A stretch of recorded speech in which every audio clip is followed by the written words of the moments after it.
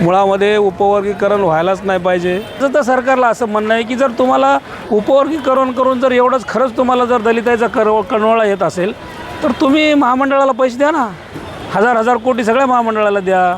तुम्ही मोठे मोठे कारखाने होऊ द्या. आमचे एकही कारखाना होत नाही. आज समाज कल्याणचे पैसे सगळे तुम्ही इतरत्र वळवता. ठिकाणी आल्यानंतर असं समाधान मिळालं की 59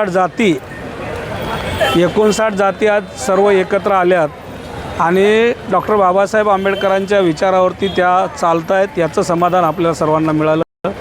मुळामध्ये उपवर्गीकरण व्हायलाच नाही पाहिजे. उपवर्गीकरणाचा घाट सरकारने SC समाजाचं विघटिकरण करण्यासाठी घातलेला आहे.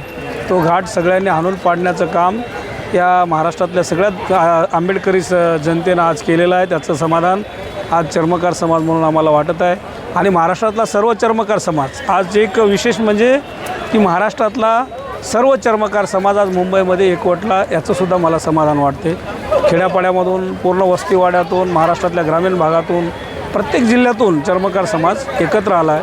आणि याच्याही पुढं जर सरकार आपलं ऐकत नसेल तर निश्चित याच्यापेक्षाही मोठं आंदोलन राष्ट्रीय चर्मकार महासंघ आणि आंबेडकरी समाजासोबत मिळून करण्याचं म्हणणं. कुठून आलेला आहात आणि एकंदरीत आता हा जो काही जे भांडण सुरू आहे भावाभावांमध्ये ज्याला भांडण म्हणत आहेत तर याकडे तुम्ही कसं बघताय आणि मातंग समाजाला तुम्ही काय आव्हान?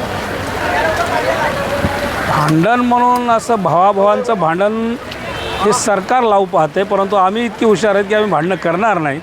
आणि एखाद्या भावाचा गैरसमज झालेला आहे. मातंग समाजाला मला एवढंच सांगायचं की त्यांचा जे काही गैरसमज असेल की त्यांची प्रगती झाली नाही आणि इतरांची प्रगती होते असा त्यांचा जो गैरसमज आहे ते त्यांनी थोडंसं आपल्या आपापसामध्ये प्रबोधन करावं.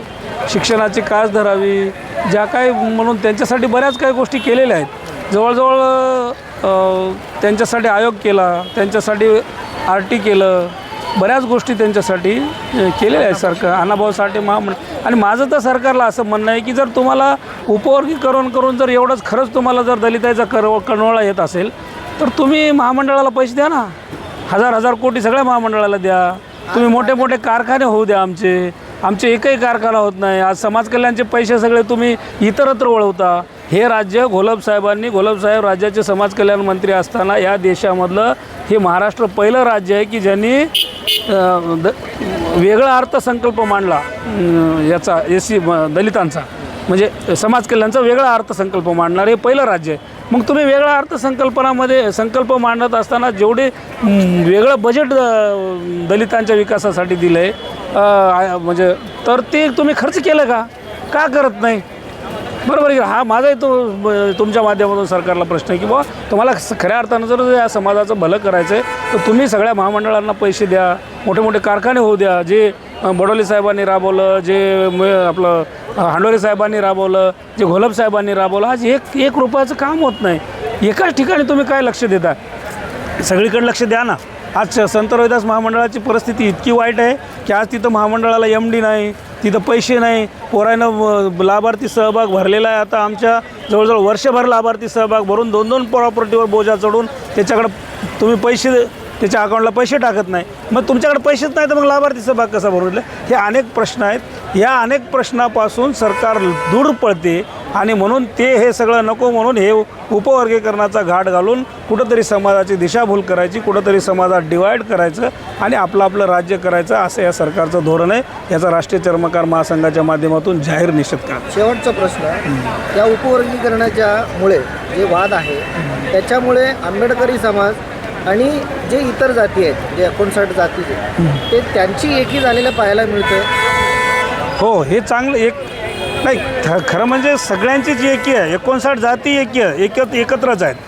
असं नाही की मातंग समाज आमच्यापासून दूर गेला. मातंग समाजही आमच्यासोबत आहे. आज मातंग समाजाचे बरेच लोक मोर्चामध्ये होते कारण जे शिकले सवरले ज्यांना ह्याची जाणीव आहे की बाबा हे उपवर्गीकरण झालं नाही पाहिजे ती सगळी मंडळी सोबत आहे. आणि आज सगळ्यात महत्त्वाचं की या दृष्टिकोनातून संपूर्ण सगळ्यात छोट्या मोठ्या जाती एकत्र आल्या याचं समाधान आहे.